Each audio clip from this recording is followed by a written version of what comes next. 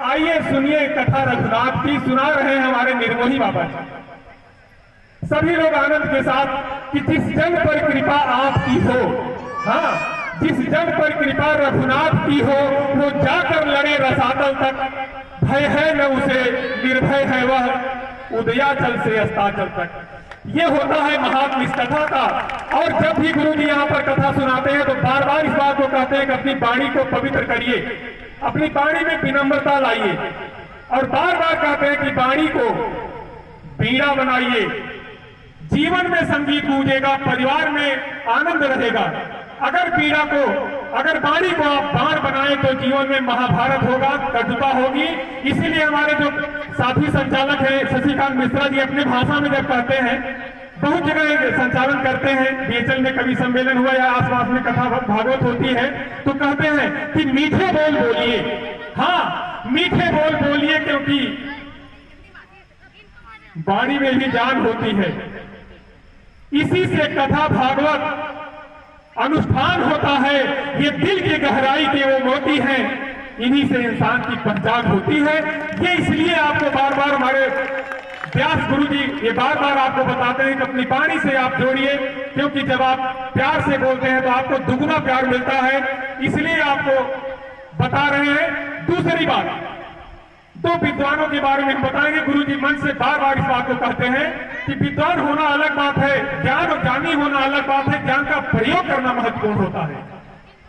दो पात्रों के बारे में हम बताने जा रहे हैं, और ये कथा के माध्यम से जो पात्र हैं हमारे रामायण में, आदरणीय गुरु जी इस बात को बार बार कहते हैं कि अगर एक बहू के रोल को आप समझना चाहते हैं, एक सास के रोल को समझना चाहते हैं, एक पुत्र के रोल को समझना चाहते हैं, तो सीखिए एक एक पात्र से। भाई के प्यार को कैसे आप सीख सकते हैं। एक पात्र होता है, बहुत विद्वान है बीरबल, और एक बहुत ही विद्वान है बाबा तुलसीदास जी। अब दोनों लोग कमोबेश एक ही क्षेत्र से आते हैं, प्रयागराज से हैं। बीरबल और कौशाम्बी जो प्रयागराज का ही भाग बना है काट करके, वहां से आते हैं हमारे बाबा तुलसीदास जी। दोनों विद्वान हैं, लेकिन दोनों में अंतर क्या है।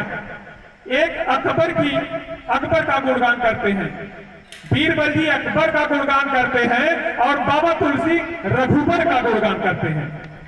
अकबर का गुणगान करने वाले को कोई नहीं आज याद करता है, लेकिन बाबा तुलसीदास जी को जो रघुबर को याद करते हैं, रघुबर का गुणगान करते हैं, घर घर में होता है। और हमारे सुंदरकांड पूजा समिति के अध्यक्ष श्री शशिकांत मिश्रा जी कितना सुंदरकांड पाठ आता है कॉलोनी में, घर घर में 200 बार लगातार सुंदरकांड का पाठ घर घर में, एक बार नहीं, किसी किसी घर में 3-3 बार कराया है। तो एक बार शशिकांत मिश्रा जी के लिए जोरदार तालियां आप लोगों को बजाना चाहिए। और दो पात्रों की बात करते हैं कि जब सहनशीलता हो, संशय हो और समर्पण हो तो उसमें क्या अंतर होता है। गुरु जी देखिए, यहाँ पर कथा के माध्यम से आपके जीवन में एक अच्छा संदेश देने का प्रयास होता है कि आपका जीवन संवर जाए।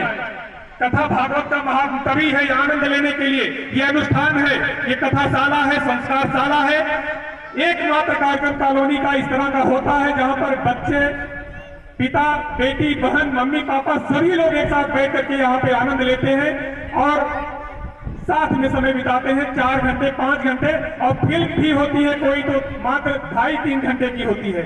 ये 4-5 घंटे का कार्यक्रम लगातार बैठ करके आनंद लोग लेते हैं। तो हम दूसरे पात्र की बात कर रहे हैं, द्वापर युग के एक व्यक्ति की और एक त्रेता युग की। त्रेता युग में वीर हनुमान हुए और द्वापर युग में वीर अर्जुन हुए। वीर हनुमान का संरक्षण भगवान श्री राम का और अर्जुन को मिला भगवान कृष्ण का। एक भक्त जब कहता है, एक जो गुरु कहता है या ईश्वर कहते हैं, श्री राम जी जब कहते हैं कि हनुमान सीता माता का पता लगाना है बेटा, जो इच्छा, जो आदेश प्रभु जी, संजीवनी बूटी लाना है, जो आदेश प्रभु जी, जय श्री राम कह के चल देते हैं। तो एक बार सभी लोग बोलिए जय श्री राम, जय श्री राम कह के चल देते हैं। और दूसरे हम शिष्य की बात करते हैं, वीर अर्जुन की। वो भी प्रतापी हैं, वो भी भगवान के शिष्य हैं, मित्र हैं, सखा हैं। उनसे जब कहते हैं कि अपनी पत्नी का बदला ले लो, अपना राजपाट जो गंवा दिए उसको हासिल कर लो। अरे धर्म की स्थापना